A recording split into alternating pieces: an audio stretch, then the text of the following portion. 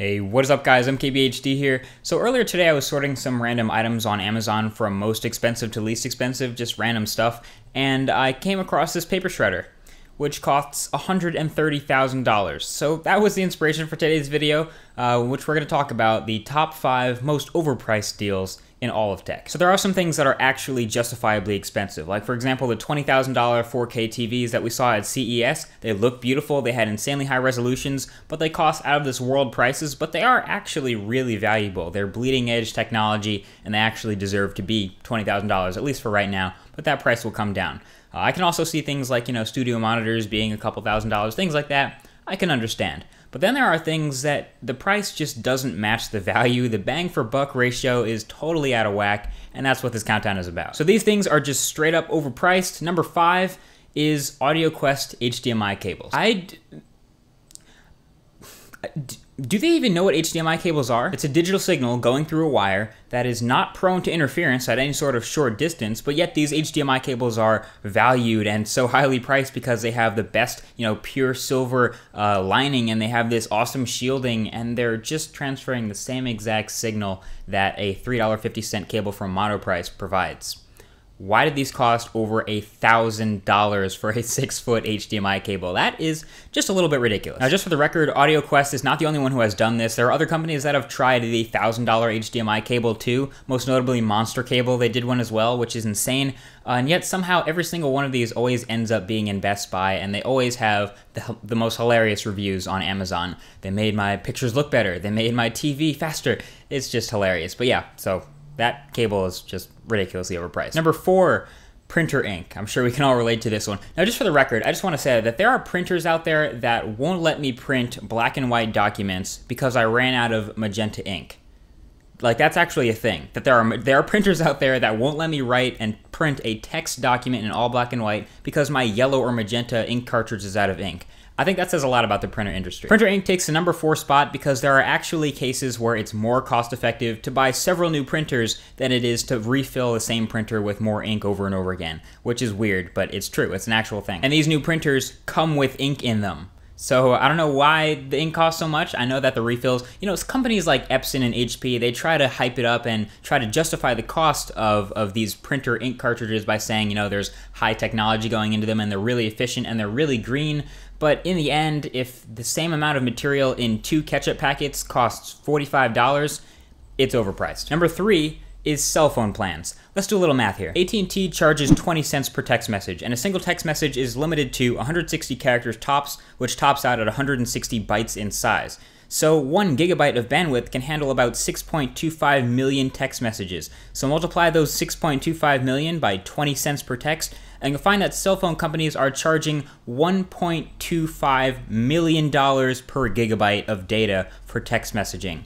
That's ridiculous. And there are some other ridiculous things about cell phone companies and the way they charge as well. For example, in the United States, companies like Verizon and AT&T and Sprint and all these guys, they charge you for going over your data caps. So obviously 3G and 4G data, the more data you use, the more they charge you. Even though it costs less to implement 4G than it does 3G, they charge you more for it because it happens to be faster. There's a whole bunch of things that are screwed up about the American wireless industry, but text messaging is one of the biggest ones because they can really get you there. So if you don't have a text messaging plan, you're probably in luck because that's really overpriced thing. Number 2 is the Mac Pro. No mercy, Apple. You saw this coming. You knew this was going to happen, but the Mac Pro is easily the most overpriced computer that you can buy from retail right now. And the fact that you can still buy it from retail is kind of sad.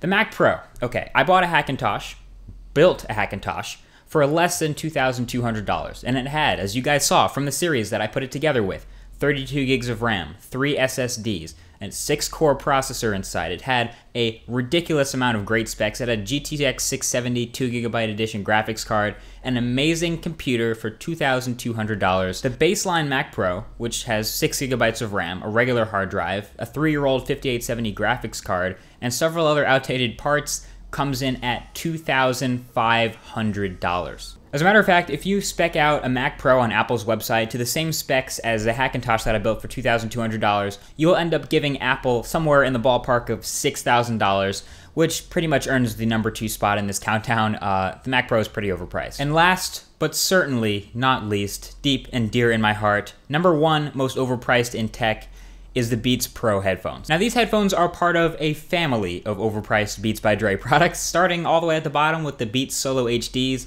all the way up to the Beats Studios and the Beatbox things like a boombox, sort of an iPod dock.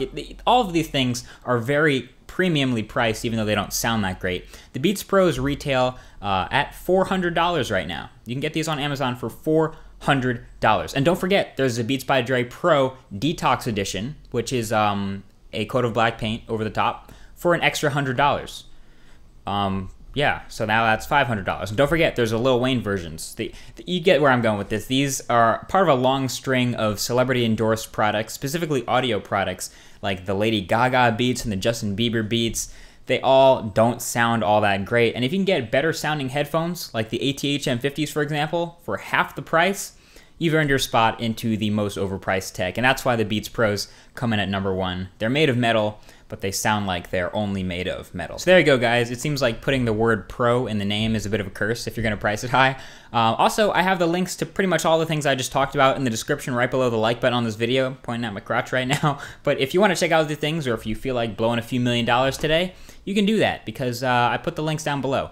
Shoutouts. Honorable mentions go to my macroeconomics teacher, who has a PDF version of his textbook for $200. What the hell? The Sony VIO-P. I actually saw someone a couple of years ago using one of these. I didn't know how much it cost. It looked kind of tiny. I thought it was a bit of a netbook. It cost $900. The original Apple Lisa, which was, I guess, a bit of a pioneer in its time, the same way 4K TVs are, but it was a computer that didn't perform very well, and it cost $10,000. And this watch, because, you know, there are people out there who will buy that. Anyway, of course, the $130,000 paper shredder will also be in the link in the description below. And if you think about it, all of these things are just hilarious. I don't understand how people actually buy these. And usually the reviews of them are hilarious too. So read the reviews on Amazon if you want a good laugh. And if you want to blow a few $1 million, buy them. Anyway, thank you for watching. This was just a quick top 5 video. If you have another suggestion for a top 5 video, feel free to leave it in the comments section below. And if you want to see more videos like this, feel free to subscribe. This has just been a quick fun video. Thank you for watching, and I'll talk to you guys very soon in the next one. Peace.